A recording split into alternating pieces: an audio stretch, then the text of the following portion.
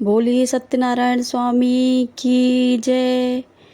बोलिए एकादशी मैया की जय। बोलिए विष्णु भगवान की जय। शास्त्रों में बताया गया है कि सत्यनारायण व्रत कथा का पाठ करने से व्यक्ति को 1000 यज्ञ करने के बराबर पुण्य फल की प्राप्ति होती है। सत्यनारायण भगवान व्रत कथा में भगवान विष्णु के सत्य स्वरूप के रूप में बारे में बताया गया है। इस व्रत का पाठ करने से घर में सुख समृद्धि का वास होता है और भगवान विष्णु की कृपा बनी रहती है। 11 के दिन हम सत्यनारायण भगवान की कथा को सुनते हैं और पढ़ते हैं। तो शुरू करते हैं सत्यनारायण की कथा। तो उससे पहले अगर आप मेरे चैनल पर नए आए हैं तो मेरे चैनल को सब्सक्राइब करके बेल आइकन को दबाना बिल्कुल भी मत भूलिएगा। और वीडियो अच्छी लगे तो वीडियो को लाइक करें और अपने दोस्तों के साथ शेयर करें। बोलिए सत्यनारायण स्वामी की जय। शुरू करते हैं सत्यनारायण स्वामी की कथा। सत्यनारायण व्रत कथा का पहला अध्याय। एक समय की बात है, नैमिषारण्य तीर्थ में सौनिक आदि 88,000 ऋषियों ने श्री सूत जी से पूछा, हे प्रभु, इस कलयुग में वेद विद्या रहित मनुष्यों को प्रभु भक्ति किस प्रकार मिल सकती है तथा उनके उद्धार कैसे हो सकता है। हे मुनि श्रेष्ठ, कोई ऐसा तप बताइए जिससे थोड़े समय में पुण्य मिले और मनवांछित फल की भी मिल जाए। इस प्रकार की कथा सुनने की हम इच्छा रखते हैं। सर्वशास्त्रों के ज्ञाता सूत जी बोले, हे वैष्णवों पूज्य, आप सभी ने प्राणियों के हित की बात पूछी है, इसलिए मैं एक से एक ऐसे श्रेष्ठ व्रत का आप लोगों को बताऊंगा जिसे नारद जी ने लक्ष्मी नारायण जी के पूछा था और लक्ष्मीपति ने मनि श्रेष्ठ नारद जी से कहा था, आप सब इसे ध्यान से सुनो। एक समय की बात है, योगी राज नारद जी दूसरों के हित के लिए इच्छा से अनेकों लोकों में घूमते हुए मृत्युलोक में आ पहुँचे। यहाँ उन्होंने अनेक योनियों में जन्मे रहा सभी मनुष्य को अपने कर्मों द्वारा अनेक दुखों से पीड़ित देखा। उनको देखकर नारद जी सोचने लगे कि ऐसा यत्न किया जाए जिसके करने से निश्चित रूप से मानव के दुखों का अंत हो जाए। इसी विचार पर मनन करते हुए वह विष्णु लोक में पहुँचे। वह वहाँ देवों के ईश नारायण की स्तुति करने लगे, जिनके हाथों में शंख, चक्र, गदा और पद्म है तथा गले में वरमाला पहने हुए थे। स्तुति करते हुए नारद जी बोले, हे भगवान, आप अत्यंत शक्ति से संपन्न हैं। मन तथा वाणी भी आपको नहीं पा सकती है। आपका यदि मध्य तथा अंत नहीं है। निर्गुण स्वरूप सृष्टि के कारण भक्तों के दुख दूर करने वाले हैं। आपको मेरा नमस्कार है। नारद जी की स्तुति से सुन भगवान विष्णु बोले, हे मुनि श्रेष्ठ, आपके मन में क्या बात है? आप किस काम के लिए पधारे हैं? निसंकोच कहो। इस पर नारद मुनि बोले कि मृत्युलोक में अनेक योनियों में जन्मे मनुष्य अपने कर्मों के द्वारा अनेकों दुखों को दुखी रह रहे हैं। हे नाथ, आप मुझ पर दया रखते हैं तो बताइए कि वो मनुष्य थोड़े प्रयास से ही अपने दुखों को कैसे छुटकारा पा सकते हैं। श्री हरि बोले, हे नारद, मुनियों की भलाइयों से और मनुष्यों की भलाइयों से तुमने बहुत अच्छी बात पूछी है, जिसके करने से मनुष्य मोह से छूट जाता है। वह बात मैं कहता हूँ, उसे सुनो। स्वर्ग लोक व मृत्युलोक दोनों में एक दुर्लभ उत्तम व्रत है जो पुण्य देने वाला है। आज प्रेम बस होकर मैं उसे तुमसे कहता हूँ। श्री सत्यनारायण भगवान का यह व्रत अच्छी तरह विधान पूर्वक करके मनुष्य तुरंत ही यह सुख भोग कर मरने पर मोक्ष की पाता है। श्री हरि के वचन सुन नारद जी बोले कि उस व्रत का क्या फल है और उसका विधान क्या है। यह व्रत किसने किया था? इस व्रत को किस दिन किया करना चाहिए? सभी कुछ विस्तार में बताइए। नारद जी की बात सुनकर श्री हरि बोले, दुख व शोक को दूर करने वाला, यह सभी स्थानों पर विजय दिलाने वाला, मानव को भक्ति व श्रद्धा के साथ शाम को श्री सत्यनारायण की पूजा धर्मपरायण होकर बांधवों व ब्राह्मणों के साथ करनी चाहिए। भक्ति भाव से भी नैवेद्य, केले का फल, घी, दूध और गेहूं का आटा सवाया लें। गेहूं के स्थान पर साठी का आटा, शक्कर तथा गुड़ लेकर भी भक्षण योग पदार्थों को मिलाकर भगवान का भोग लगाएं। ब्राह्मणों सहित बंधु बांधव को भी भोजन करवाएं। इसके बाद स्वयं भोजन करें। भजन कीर्तन के साथ भगवान की भक्ति में लीन हो जाएं। इस तरह से सत्यनारायण भगवान का यह व्रत करने पर मनुष्य की सारी इच्छाएं निश्चित रूप से ही प्राप्त होती हैं। इस कलिकाल अर्थात कल युग में मृतलोक में मोक्ष का यही एक सरल उपाय बताया गया है। श्री सत्यनारायण व्रत का पहला अध्याय संपूर्ण। बोलिए श्री सत्यनारायण स्वामी की जय, विष्णु भगवान की जय।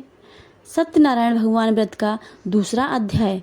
सूत जी बोले, हे ऋषियों, जिसने पहले इस व्रत को किया था उसका इतिहास कहता हूँ, ध्यान से सुनो। सुंदर काशीपुर नगर में एक अत्यंत निर्धन ब्राह्मण रहता था। वह भूख प्यास से परेशान होकर धरती पर घूमता रहता था। ब्राह्मणों से प्रेम करने वाले भगवान ने एक दिन ब्राह्मण का वेश धारण कर उससे जाकर पूछा, हे विप्र, नित्य दुखी होकर तुम पृथ्वी पर क्यों घूमते हो? दीन ब्राह्मण बोला, मैं निर्धन हूँ, ब्राह्मण हूँ, भिक्षा के लिए धरती पर घूमता हूँ। हे भगवान, यदि आप इसको कोई उपाय जानते हो तो बताइए। वृद्ध ब्राह्मण कहता है कि सत्यनारायण भगवान मनवांछित फल देने वाले हैं, इसलिए तुम उनकी पूजा करो। इसे करने से सभी दुखों से मुक्त हो जाओगे। वृद्ध ब्राह्मण बनकर आए सत्यनारायण भगवान उस निर्धन ब्राह्मण को व्रत का सारा विधान बताकर अंतर्ध्यान हो गए। ब्राह्मण मन ही मन सोचने लगा कि जिस व्रत को वृद्ध ब्राह्मण कहने को गए हैं मैं उसे जरूर करूँगा। यह निश्चय करने के बाद उसे रात में नींद नहीं आई। वह सुबह उठकर सत्यनारायण भगवान के व्रत का निश्चय कर भिक्षा के लिए चला गया। उस दिन भिक्षा में बहुत अधिक धन मिला, जिससे उसने बांधवों के साथ मिलकर श्री सत्यनारायण भगवान का व्रत संपन्न किया। भगवान सत्यनारायण का व्रत संपन्न करने के बाद वह निर्धन ब्राह्मण सभी दुखों से छूट और अनेक प्रकार की संपत्तियों से युक्त हो गया। उसी समय से यह ब्राह्मण हर माह इस व्रत को करने लगा। इस तरह से सत्यनारायण भगवान के व्रत को जो मनुष्य करेगा वह सभी प्रकारों से पापों से छूटकर मोक्ष को प्राप्त होगा। जो मनुष्य इस व्रत को करेगा वह भी सुखी और दुखों से मुक्त हो जाएगा। सूत जी बोले कि हे मुनियों, जिसने इस व्रत को किया है वे आप सुनो। एक समय वही विप्र धन से ऐश्वर्य के अनुसार अपने बंधु बांधवों के साथ इस व्रत को करने को तैयार हुआ। उसी समय एक लकड़ी बेचने वाला बूढ़ा आदमी आया और लकड़ियां बाहर रखकर अंदर ब्राह्मण के घर में गया। प्यास से दुखी हुए है लकड़हारा उनको व्रत करके देख विप्र को नमस्कार कर पूछने लगा कि आप क्या कर रहे हैं? तो उन्होंने बताया कि व्रत कर रहा हूँ तथा इसे करने से क्या फल मिलेगा, कृपया मुझे भी बताइए। ब्राह्मण ने कहा कि सब मनोकामना को पूर्ण करने वाला यह सत्यनारायण व्रत का भगवान का व्रत है। इनकी कृपा से मेरे घर में धन धान आदि की वृद्धि हुई है। विप्र से सत्यनारायण व्रत का या बारे में जानकर लकड़हारा बहुत प्रसन्न हुआ। चरणामृत लेकर व प्रसाद खाने के बाद वह अपने घर गया। लकड़हारे ने अपने मन में संकल्प लिया कि आज लकड़ी बेचने से जो धन मिलेगा उसी से श्री सत्यनारायण भगवान का व्रत रखूंगा। मन में इस विचार को लेकर बूढ़ा आदमी सिर पर लकड़ियां रखकर उस नगर में बेचने गया जहां धनी लोग ज़्यादा रहते थे। उस नगर में उसे अपनी लकड़ियों का पहले से अधिक 4 गुना दाम मिला। बूढ़ा प्रसन्नता के साथ दाम लेकर केले, शक्कर, घी, दूध, गुड़ और गेहूं का आटा ले आया और सत्यनारायण भगवान के व्रत की अन्य सामग्रियां लेकर अपने घर गया। उसने अपने बंधु बांधवों को बुलाकर विधि विधान से सत्यनारायण भगवान का पूजन और व्रत किया। इस व्रत के प्रभाव से वह बूढ़ा लकड़हारा धन्य पुत्र आदि से युक्त होकर संसार में समस्त सुखों को भोग अंतकाल में वैकुंठ धाम चला गया। श्री सत्यनारायण व्रत कथा का दूसरा अध्याय संपूर्ण। बोलिए श्री सत्यनारायण भगवान की जय, विष्णु भगवान की जय, लक्ष्मी माता की जय। सत्यनारायण भगवान व्रत की कथा का तीसरा अध्याय। सूत जी बोले, हे श्रेष्ठ मुनियों, अब आगे की कथा कहता हूँ। पहले सबसे उल्कामुख नाम का एक बुद्धिमान राजा था। वह सत्यवक्ता और जितेंद्रिय था। प्रतिदिन देव स्थानों पर जाता और निर्धन को धन देकर उनके कष्ट दूर करता था। उसकी पत्नी कमल के समान मुख वाली और सती साध्वी थी। भद्रशील नदी के तट पर उन दोनों ने श्री सत्यनारायण भगवान का व्रत किया। उसी समय साधु ने एक वैश्य आया। उसके पास व्यापार करने के लिए बहुत सा धन था। राजा को व्रत करते देख वह विनय के साथ पूछने लगा, हे राजन, भक्तिपूर्वक होकर आप यह क्या कर रहे हैं? मैं सुनने की इच्छा रखता हूँ, तो आप मुझे बताइए। राजा बोला, हे साधु, अपने बांधवों और बंधु के साथ पुत्र आदि की प्राप्ति के लिए एक शक्तिमान श्री सत्यनारायण भगवान का व्रत व पूजन कर रहा हूँ। राजा के वचन सुन साधु आदर से बोला, हे राजन, मुझे इस व्रत का सारा विधान कहिए।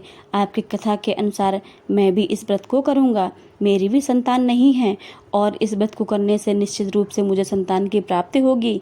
राजा से व्रत का सारा विधान सुन व्यापार में निवृत्त होकर वह अपने घर गया।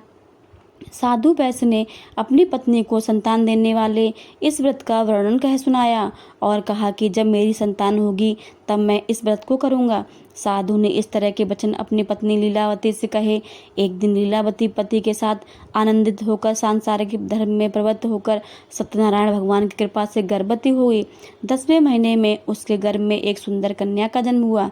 दिनों दिन वह ऐसे बढ़ने लगी जैसे शुक्ल पक्ष में चंद्रमा की कला बढ़ती है। माता पिता ने अपनी कन्या का नाम कलावती रखा। एक दिन लीलावती ने मीठे शब्दों में अपने पति को याद दिलाया कि आपने सत्यनारायण भगवान के जिस व्रत को करने का संकल्प लिया था उसे करने का समय आ गया है। आप इस व्रत को करिए। साधु बोला कि हे प्रिय, इस व्रत को मैं उसके विवाह पर करूँगा। इस प्रकार अपनी पत्नी को आश्वासन देकर वह नगर को चले गए। कलावती पिता के घर में वृद्धि को प्राप्त हो गई। साधु ने एक बार नगर में अपनी कन्या को सखियों साथ खेलते देखा तो तुरंत ही दूत को बुलाया और कहा कि मेरी कन्या के योग्य वर देखकर आओ। साधु की बात सुनकर दूत कंचन नगर में पहुंचा। वह वहां देखभाल कर लड़की के सुयोग्य बड़े पुत्र को ले आया। सुयोग्य लड़के को देख साधु ने बंधु बांधवों को बुलाकर अपनी पुत्री का विवाह कर दिया। लेकिन दुर्भाग्य की बात है कि साधु ने अभी भी श्री सत्यनारायण भगवान का व्रत नहीं किया। इस पर श्री भगवान क्रोधित हो गए और श्राप दिया कि साधु को अत्यधिक दुख मिले। अपने कार्य में कुशल साधु बनिया जमाई को लेकर समुद्र के पास स्थित होकर रत्नासारपुर नगर में गया। वहां जाकर दामाद ससुर दोनों मिलकर चंद्रकेत राजा के नगर में व्यापार करने लगे। एक दिन भगवान सत्यनारायण की माया से एक चोर राजा का धन चुरा कर भाग गया। उसने राजा के सिपाहियों को उनका पीछा करते हुए देख चुराया हुआ धन वहां रख दिया जहां साधु अपने जमाई के साथ ठहरा हुआ था।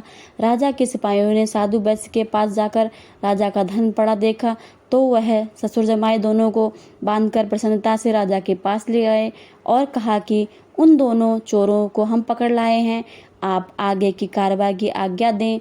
राजा की आज्ञा से उन दोनों को कठिन कारावास में डाल गया और उनका सारा धन भी छीन लिया गया। श्री सत्यनारायण भगवान के श्राप से साधु की पत्नी भी बहुत दुखी हुई। घर में जो धन था वह चोर चुरा ले गए। शारीरिक तथा मानसिक पीड़ा व भूख और प्यास से अति दुखी होकर अन्न की चिंता से कलावती के ब्राह्मण के घर गई और श्री सत्यनारायण भगवान की का व्रत होते देख तथा फिर कथा भी सुनी। वहाँ प्रसाद भी ग्रहण किया। वह रात को घर वापस आई। माता ने कलावती से पूछा कि हे पुत्री, अब तक तुम कहाँ थी? तेरे मन में क्या है? कलावती ने अपनी माता से कहा, हे माता, मैंने एक ब्राह्मण के घर में श्री सत्यनारायण भगवान का व्रत देखा है। कन्या के वचन सुन लीलावती भगवान की पूजन की तैयारी करने लगी।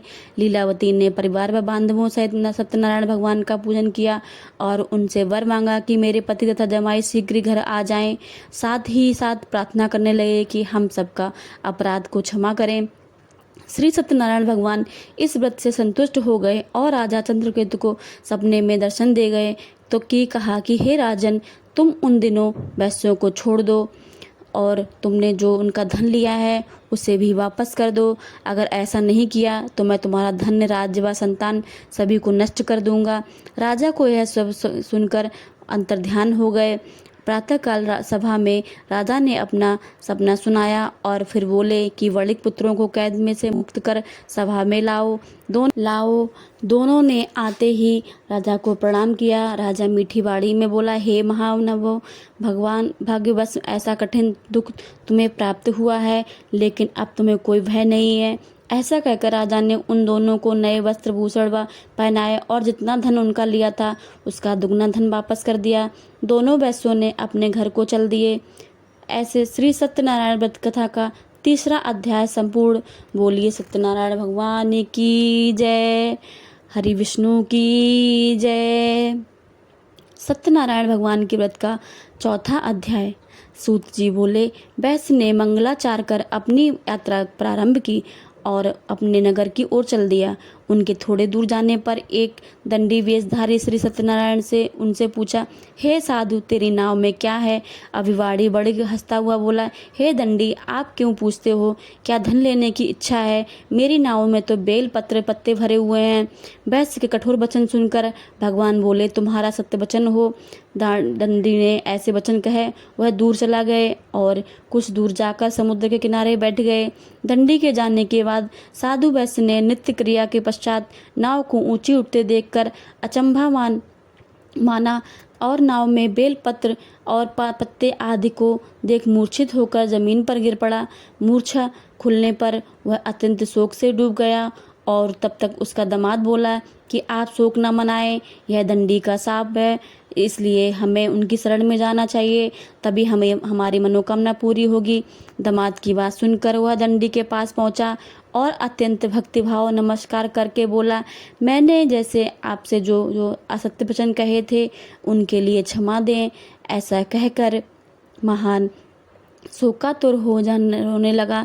तब दंडी भगवान बोले, हे बड़े पुत्र, मेरी आज्ञा से बार बार तुम्हें दुख प्राप्त हुआ है, तू मेरी पूजा में से विमुख हुआ है। साधु बोला, हे भगवान, आपने आपकी माया में ब्रह्म आदि देवी देवता भी अनेक रूप को नहीं जानते हैं, तब मैं अज्ञानी कैसे जान सकता हूँ? आप प्रसन्न होइए। अब मैं समर्थ के अनुसार आपकी पूजा करूँगा, मेरी रक्षा करो और पहले जैसा समान नौका में धन भर दो। साधु वैश्य के भक्तिपूर्वक वचन सुनकर भगवान प्रसन्न हो गए और उसकी इच्छा के अनुसार वरदान देकर अंतर्ध्यान हो गए। ससुर जमाई जब नाव पर आए तो वह नाव धन से भरी हुई थी। फिर वही अपने अन्य साथियों के साथ सत्यनारायण भगवान का पूजन कर अपने नगर को चल दिए। जब नगर के नज़दीक पहुँचे तो दूत को घर में खबर करने के लिए भेज दिया। दूत साधु के पत्नी को प्रणाम करते हुए कहा कि हे मालिक, अपने दामाद सहित नगर के निकट आ चुके हैं। दूत की बात सुनकर साधु की पत्नी लीलावती ने बड़े हर्ष के साथ सत्यनारायण भगवान का पूजन कर अपनी पुत्री कलावती से कहा कि मैं अपने पति के दर्शन को जाती हूँ, तू भी कार्य पूर्ण कर कर शीघ्र आ जा। माता के ऐसे वचन सुन कलावती जल्दी से प्रसाद को छोड़कर अपने पति के पास चली गई। प्रसाद की अवज्ञा के कारण श्री सत्यनारायण भगवान रुष्ट हो गए और नाव सहित उसके पति को पानी में डुबो दिया। कलावती अपने पति को न पाकर रोती हुई जमीन पर गिर गई। नौका को डूबा हुआ देख व कन्या को रोता हुआ देख साधु बहुत दुखी होकर बोला, हे प्रभु, मुझसे तथा मेरे परिवार से जो भूल हुई है उससे क्षमा करें। साधु के दीन वचन सुनकर श्री सत्यनारायण भगवान प्रसन्न हो गए और आकाशवाणी हुई, हे साधु, तेरी कन्या मेरे प्रसाद को छोड़कर आई है, इसलिए उसका पति अदृश्य हो गया है। यदि वह घर जाकर प्रसाद खाकर लौटती है तो इसे उसका पति अवश्य मिल जाएगा। ऐसी आकाशवाणी सुन कलावती पर बहुत पहुंचकर प्रसाद खाती है और फिर आकर अपने पति के दर्शन करती है। उसके बाद साधु अपने बंधु बांधवों के सहित श्री सत्यनारायण भगवान की विधि विधान से पूजन करता है। इस लोक को सुख और अंत में स्वर्ग को जाता है। इत श्री सत्यनारायण व्रत का चौथा अध्याय संपूर्ण। बोलिए श्री सत्यनारायण भगवान की जय, विष्णु भगवान की जय, लक्ष्मी माता की जय। सत्यनारायण भगवान की व्रत का कथा का पांचवा अध्याय। सूत जी बोले, हे ऋषियों, मैं और एक और कथा सुनाता हूँ, उसे भी ध्यान पूर्वक सुनो। प्रजापालन से लीन तुंगध्वज नाम का एक राजा था। उसने भी भगवान का प्रसाद त्याग कर बहुत ही दुख सहन किया। एक बार वन में जाकर वन्य पशुओं को मारकर वह बड़ के पेड़ के नीचे आया।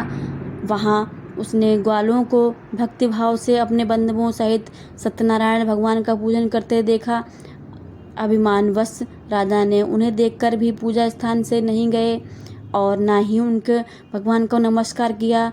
ग्वालों ने राजा को प्रसाद दिया, लेकिन उसने वह प्रसाद भी नहीं खाया और प्रसाद को वहीं छोड़कर अपने नगर को चला गया। जब वह नगर में पहुंचा तो वहां सब कुछ तहस नहस हुआ पाया, तो वह शीघ्र ही समझ गया कि यह भगवान की ने किया है। वह दोबारा ग्वालों के पास पहुंचा और विधि पूर्वक पूजा करके प्रसाद खाया, तो श्री सत्यनारायण भगवान की कृपा से सब कुछ ठीक हो गया।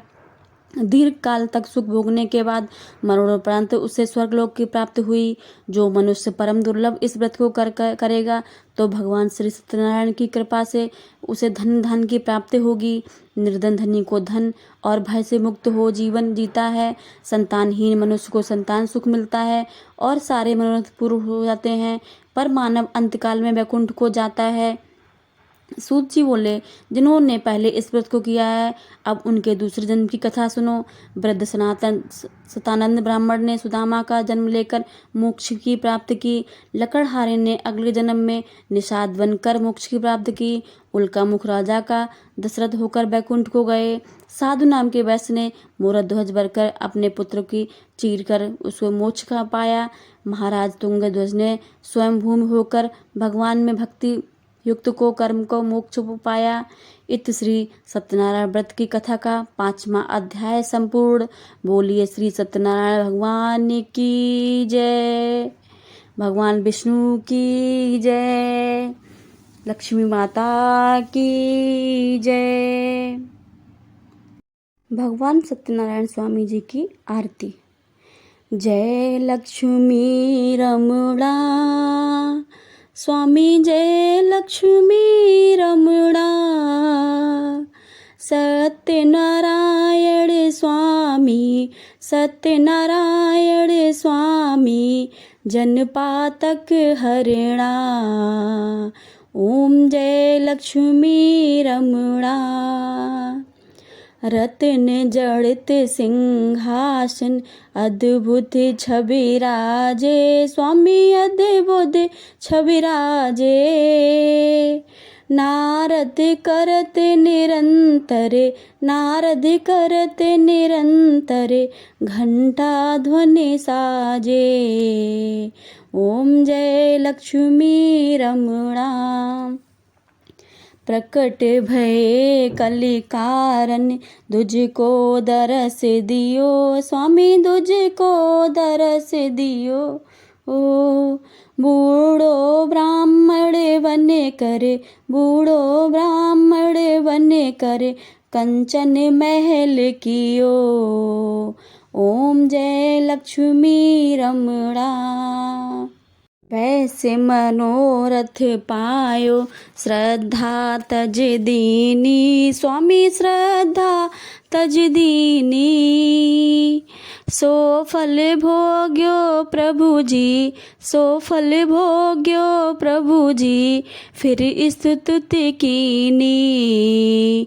ओम जय लक्ष्मी रमणा। भाव भक्ति के कारण छिन्न छिन्न रूप धरो स्वामी, छिन्न छिन्न रूप धरो। श्रद्धा धारण कीनी, श्रद्धा धारण कीनी, तिनको काज सरो। ओम जय लक्ष्मी रमणा। ग्वाल बाल संग राजा, वन में भक्ति करी स्वामी, वन में भक्ति करी। मन वांछित फल दीनो, मन वांछित फल दीनो, दीन दयालु हरि। ओम जय लक्ष्मी रमणा।